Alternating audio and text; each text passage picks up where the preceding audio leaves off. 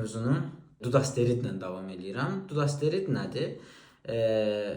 Deməli, bu da həmçinin 5 alfa reduktaza deməli inhibitorudur. Yəni 5 alfa reduktazanı inhibə edir. Bu da eyni zamanda testosteronun dihidrotestosterona çevrilməsini əngəlləyir.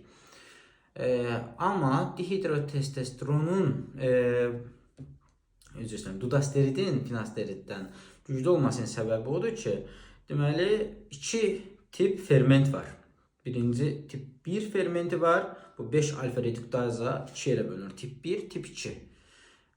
Finasterid sadəcə tip 2-ni bloklayır. Amma dudasterid həm tip 1-i bloklayır, həm tip 2-ni. Bu da ona gətirib çıxardır ki, dudasteridin təsiri finasteriddən daha yüksəkdir.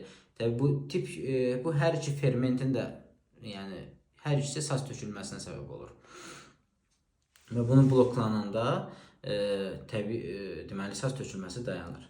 Dudasteridi də çox aşağı deməli 0.5-0.25 mg gün ərzində içmək olur, amma mütləq həkim nəzarəti altında və yaxud da ki, bu dərmanı yazırsan, həkimdən resept almaq lazımdır. Bu dərmanı içəndən sonra bir ay ərzində depressiyaya deməli meyllənmən varmı? Özünü necə hiss edirsən?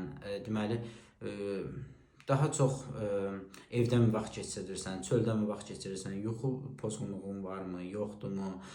Libidon durumu nə yerdədir? Libido sənə lazımdırmı bu dəqiqə, yoxsa lazım deyil? 3-6 ay ərzində içmək olar və təbii ki, bunun mütləq yan təsirlərini bilmək vacibdir.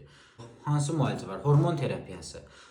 Terapiyası bu qadınlarda hiperandrogenizm ola bilər. Məsələn, qadınlarda kişi cinsi hormonlar yüksəkdir. Məsələn, qadında da, kişidə də, hər ikisində kişi və qadın cinsi hormonlar var.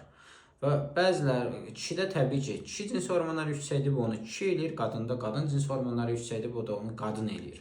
Amma bəzən olur ki, xəstələrdə qadınlarda kişi cinsi hormonu yüksəkdir. Bu da saz tökülməsinə gətirib çıxardır. Və yaxud da polikistoz ovarium xəstəliyində, bu yumurtalıqların polikistoz